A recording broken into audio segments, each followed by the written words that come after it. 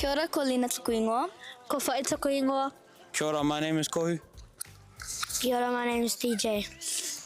And we are here supporting Windley School Kapahaka 2026. We'd like to give a big thanks to Miss Gill and Roru for helping us make our Kapahaka group. And we'd like to give a thanks to Miracle for helping us with everything and going around and checking on us. Oh, and a massive shout out to Isaiah for helping us with Rua Moko, the Haka. I would like to thank our principal, Miss Cooper, for letting us perform at Te Kiwa Nui. For Windley School, we hope you guys go all out. And we hope you enjoy all of it. Windley School, 1, 2, 3. Windley! Ladies and gentlemen, make some noise for Windley School Kapahaka!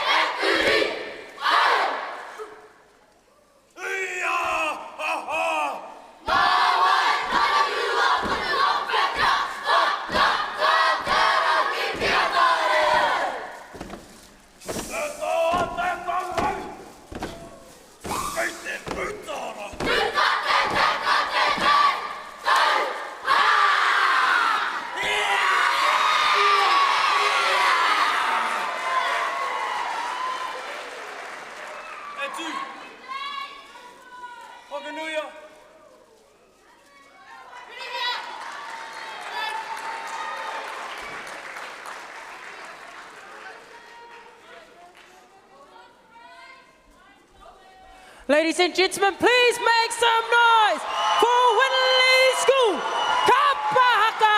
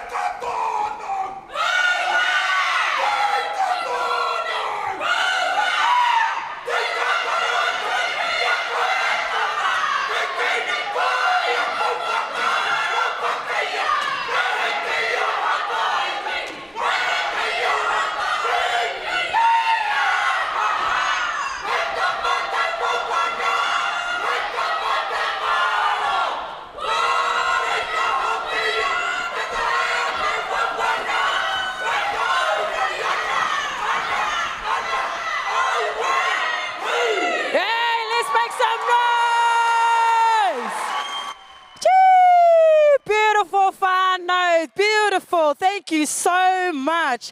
With that being said, ladies and gentlemen, please make some noise for Postgate School Poly Club.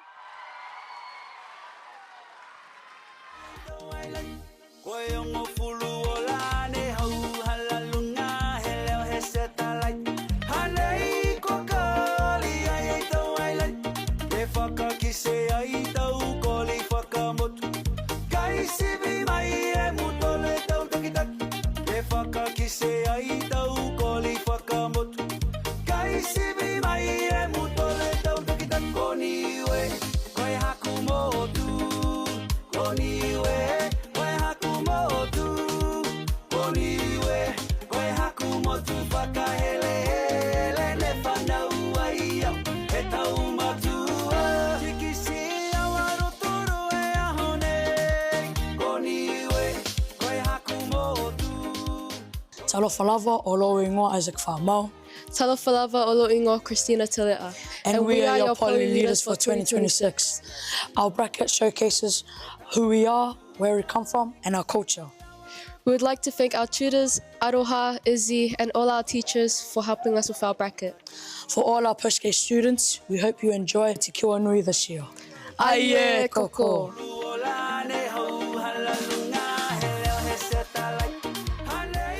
Ladies and gentlemen, make some noise once again for Postgate School Poly Club.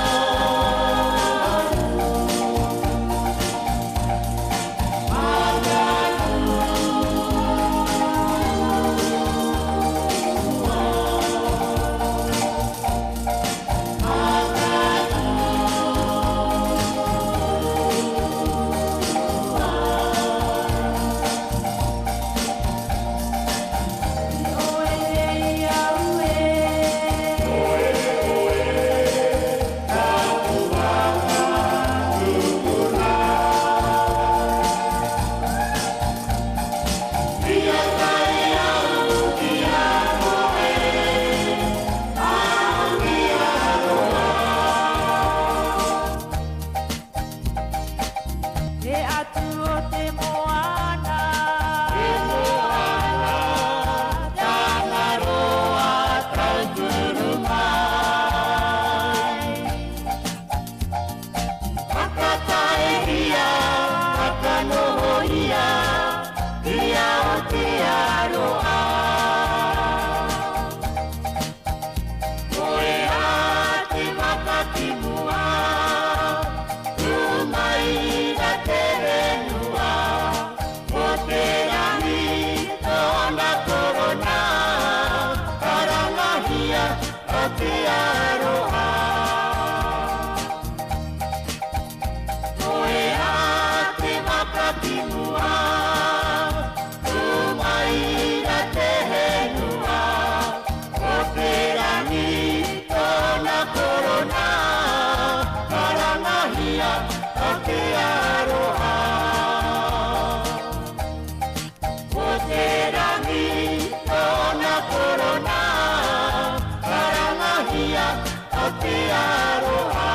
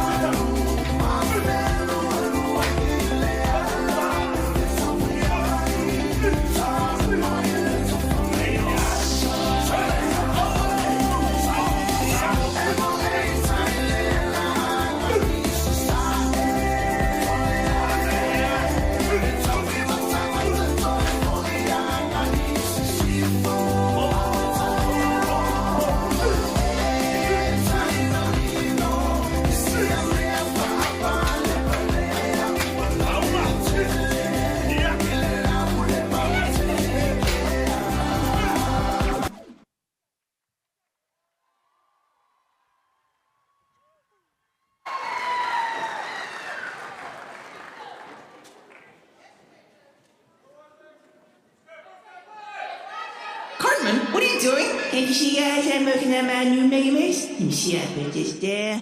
And I have to put that beat there. No, I move that over there. Cartman, you don't know how to make a mega mix? Hey, what do you call this? Here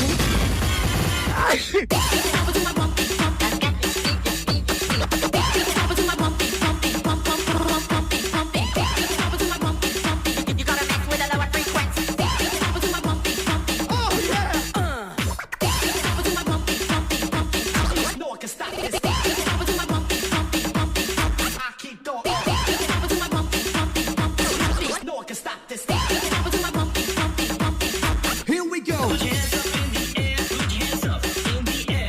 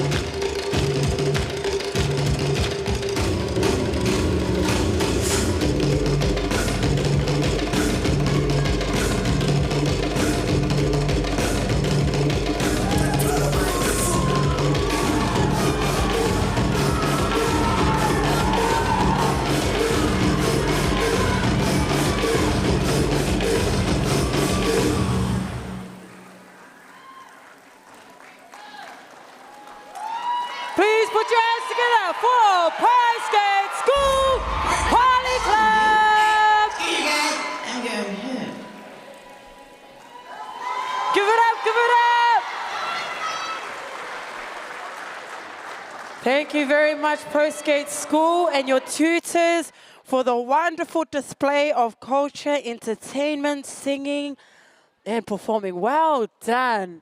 All right, ladies and gentlemen, as we prepare for our next item, once again, just a huge shout out to our sponsors, Porirua City Council, Pelorus Trust, NZCT, Ministry of Pacific Peoples, Te Puni Kokiri, and Two Ora Campus Health. We salute you today, we honour you today for your sponsorship and your support for Te Kiwa Nui Festival. We see that you believe in us, you believe in our kids, and you believe in this kaupapa of Te Kiwa Nui Festival.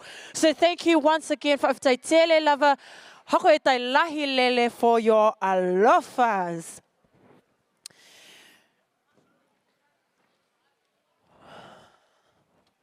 All right, let's see who's just walked in of our schools.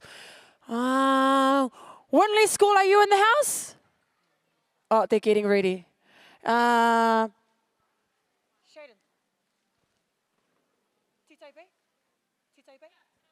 All right, is Titaibe Intermediate in the house? How are you doing, Rangikura? Ooh. Hey, what's our kura down there? The fine. Wow, the whole of Titaibe is here. Titaibe North, please make some noise. All right, the far end, on the far end. Which school? Intermediate or school? All right, if you're from Tower Intermediate, make some noise. Beautiful. Thank you so much to our kuras who are here to perform. Now, I'm putting the widow out to our crowd, to our parents, our families who are here specifically to watch our tamariki. If you are enjoying yourself and if you are excited for the next couple of performances, please make some noise. Amazing. Thank you so much for joining us. We are really excited to entertain you all today. Once again, a friendly reminder, the red barriers that are surrounding the ground floor at the moment. Please do not pass the red barriers. Our security has been advised that not only are they securing the stage, but they are securing this area.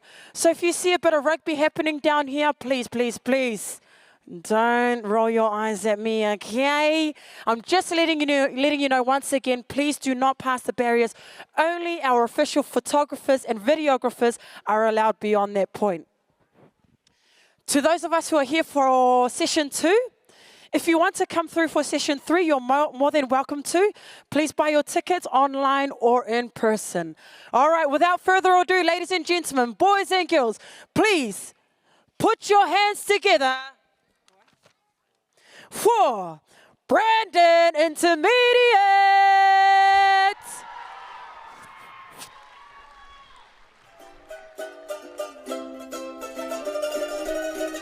Kia orana ite po omaru takave mai ura mai kia mo mai takuri mai taura taua ki te tangi o te ukalele. Maloni, my name is Gialu. Talofa lava, I'm Havana. Brandon Intermediate invites you to journey with us. Our malanga begins with ngā puariki, te whakaoru. As we navigate toward a new home, we travel anchored by our hopes and dreams for a brighter future. A future that can only flourish when grounded our culture and values. To this new land, we carry our tatalo, our karakia, our prayers, and our faith. Whaia nei se whawhetai I le pule. We bring deep-rooted values and aspirations for our youth. Ha tala tau titi poli lua hakapuku. Knowing our ultimate survival rests on keeping our language alive. Hoki mai e taku reo rangatira. This song is my call to those who have voyaged to Aotearoa. Uphold and elevate the precious gift, the calling voice of our forebears. It is then that we will see and decisions will become clear. hold firm to your beliefs, and the seed will flourish. We dedicate this performance to our ancestors that have made the journey to Aotearoa to give us a better life, hope, and future. Please make some noise for Brandon Intermediates!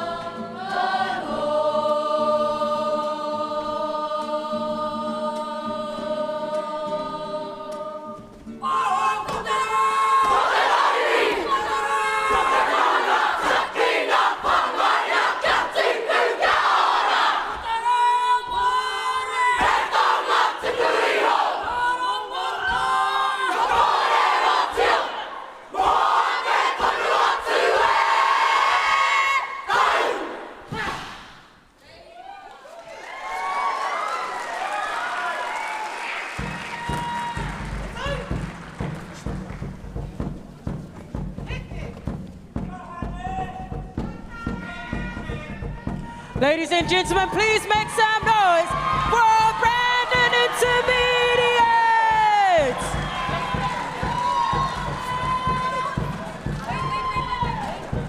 Beautiful. Thank you so much, Brandon Intermediate. To your student-led drummers as well, thank you. Beautiful gifts and talents you've used today. Thank you very much to your tutors, to your families for your support as well. We'll see you next year, Brandon Intermediate.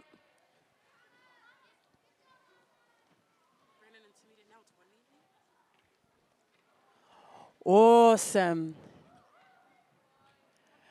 All right, everybody, we are moving on to our next item for today. Please put your hands together, make some noise for Windley School Poly Club.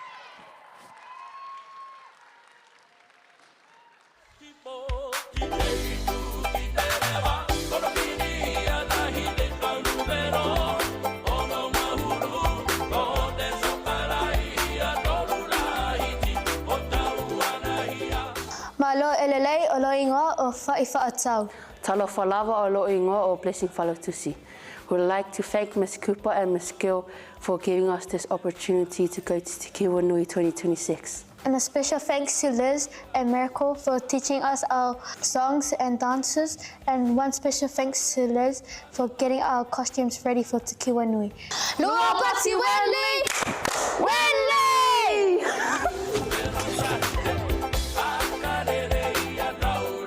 Ladies and gentlemen, please put your hands together for Windley School Poly Club.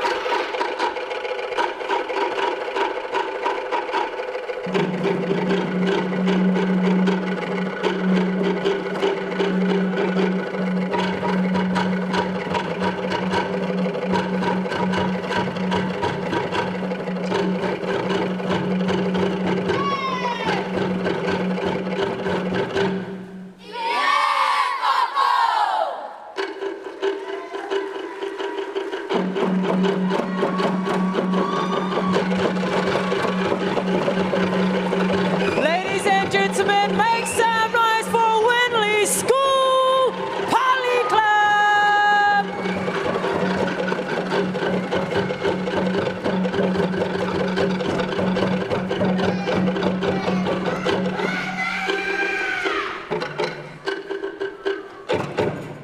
Yeah, the student-led drummers. Thank you so much, Windley School, for your beautiful display of drumming, singing, and dancing. Thank you so much to your tutors, to your family, and the support for your group today. We shall see you again next year.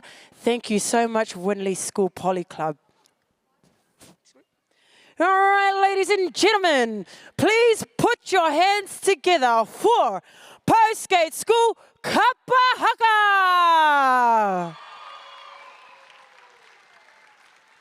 Tēnā koutou katoa, ko Jacob toku ingoa. Ko Hamni toku ingoa. No mai haere mai ki te Kapahaka ki te kura o Postgate. And we are your Kapahaka leaders for 2026. This year, our bracket showcases our dedication, our reo, and our mana. We'd like to dedicate this performance to our tamariki as it's their first time performing at Te Kiwa Nui. We'd like to acknowledge our teachers and tutors, Aroha, Te Rehia, Jim, and Lizzie for giving the time and effort to make our Te Kiwa Nui brackets. Kia au, kia mau, kia manawa nui. Tihei mauri ora!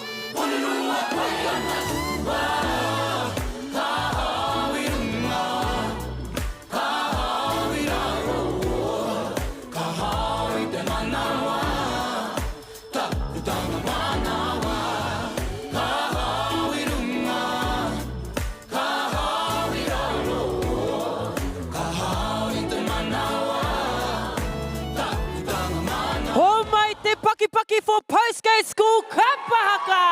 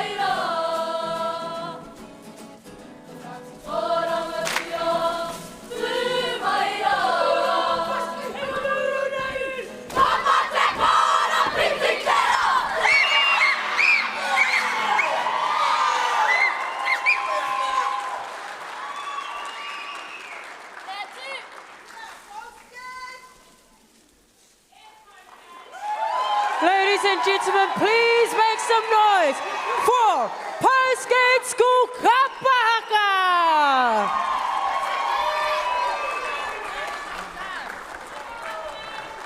Well done, Postgate School. Thank you to your principal and teachers for inviting the entire school to Te Kiwa Nui. And to close us off, Postgate School Kapahaka. Please make some more noise.